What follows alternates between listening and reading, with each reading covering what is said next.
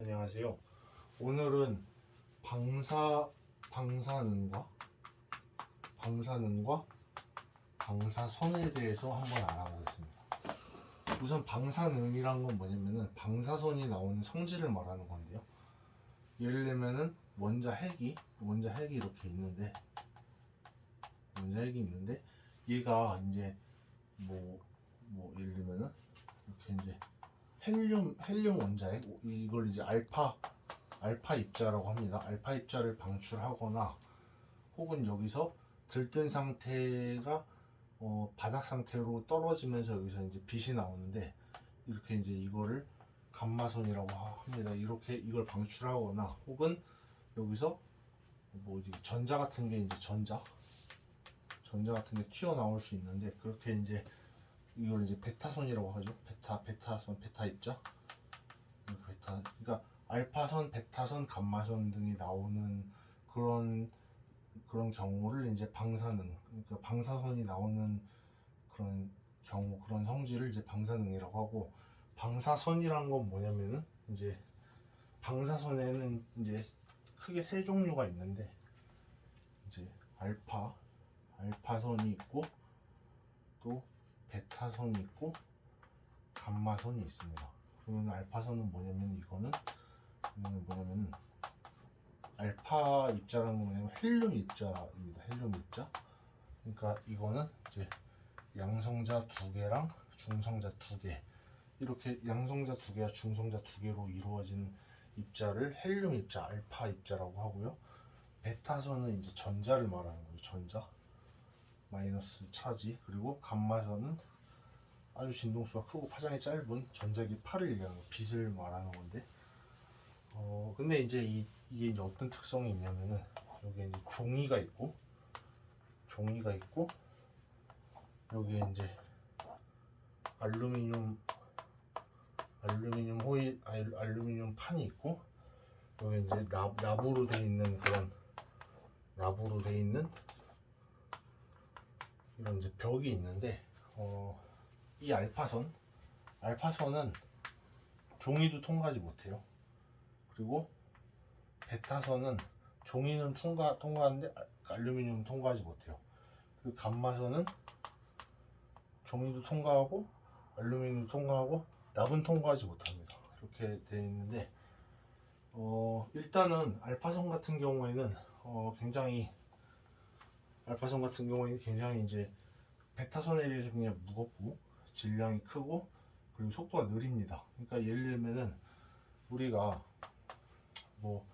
만일에 플러스 차지가 이렇게 여러 개가 있는 원자핵이 있는데, 이렇게 이제 이렇게 있겠죠. 근데 알파 입자가 만일에 이렇게 가면은 속도가 느리고 전하량이 크다고 했죠. 그러면은 일단은 속도가 느리면은 어때요? 속도가 빠르면 얘가 거의 이렇게 이제 휘어지는데, 속도가 느리기 때문에 얘가 가다가 좀 더 이렇게 많이 휘어지겠죠. 이렇게 그러니까 똑같이 힘을 받을 때 속도가 느리니까 속도가 빠를 때보다 더 많이 휘어지겠죠. 이게 빠르면 더 이 힘에 저항해서 빨리 지나가는데, 얘는 이제 속도가 느리니까 이렇게 되겠죠. 그리고 또 전하량이 크니까, 얘는 전자 같은 경우, 베타선 같은 경우는 전하량 요거 전자 하나밖에 없는데, 얘는 양성분자가 2개씩 나죠. 그러니까 이건 플러스 2예요. 이건 마이너스 1이에요. 그러니까 양성자가 2개씩이나 되기 때문에 전기력을 더 많이 받겠죠. 전자에 비해서. 전자는 요 하나만 있는데, 얘는 요건 전하량이 2개나 있으니까 전기력을 더 많이 받으니까, 더 힘을 많이 받으니까 방해를 더 많이 받겠죠. 그래서 알파 입자 같은 경우에는 종이를 뚫고 가는 것도 상당히 어려워요. 그래서 알파선은 종이도 투하를 못하는 반면에, 베타선 같은 경우에는 전하량이 있긴 하지만은, 그래서 방해를 어느 정도 받긴 하지만은 일단은 가볍고 속도가 빠르기 때문에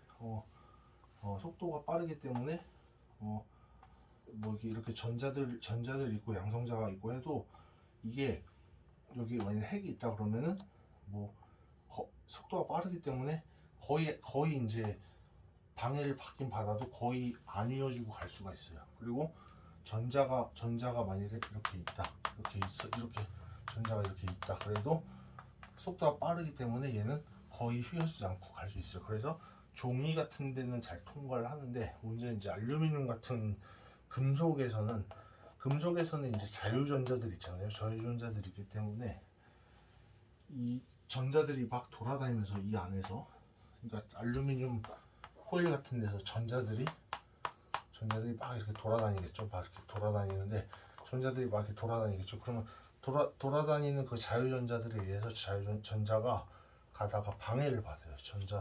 그러니까 다른 전자들에 의해서 이제 그 가는데 진로가 방해가 되겠죠. 그래서 금속 같은 이런 알루미늄 호일, 알루미늄 판 이런 거는 이제 이런 데는 흡수가 되고 통과를 하지 못해요. 근데 감마선 같은 경우에는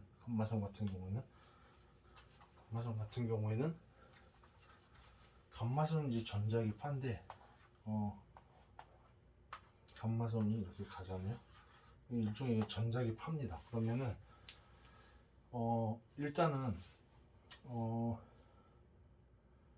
일단은 감마선은 진동수가 굉장히 커요. 진동수가 굉장히 큰 빛이에요.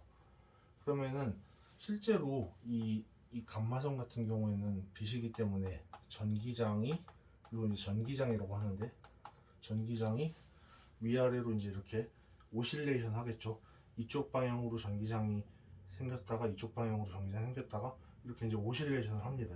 이렇게 됐다가 그럼 이제 진행을 하는데, 요 안에 전자가 들어있겠죠. 이렇게.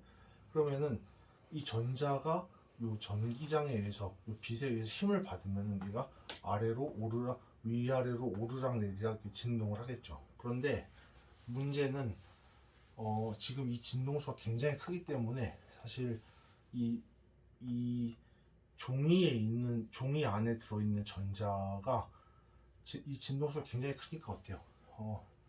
이쪽으로 힘을 받는데, 힘을 받으면 전자가 움직이겠죠. 힘을 받으면 전자가 움직이는데, 문제는 얘가 힘을 주려고 해서 이제 움직이려고 하면은 그 즉시 또 방향이 바뀌어 버려요. 그러면은 또 얘가 또 그쪽으로 또 어느 정도 움직이다 또 이쪽으로 움직이려고 하면 또 방향이 바뀌어 버리고, 그러니까 이 전자가 이 전기장의 신호를 못 따라가요. 그래서 실제로 전기장은 이렇게 진동을 하는데 얘는 주위에서 요 정도밖에 진동을 못 해요. 그러니까 거의 종이에 있는 전자는 거의 바이브레이션을 굉장히 미미할 정도로 약하게 하기 때문에, 실제로 이쪽으로 전자가 바이브레이션을 해야 이제 반사가 되는데, 전자가 바이브레이션을 거의 안 하기 때문에 반사가 거의 없다고 보면 돼요. 그래서 종이 같은 데서는 반사 없이 거의 투과가 되고, 마찬가지로 알루미늄에서도 자유전자가 있긴 한데,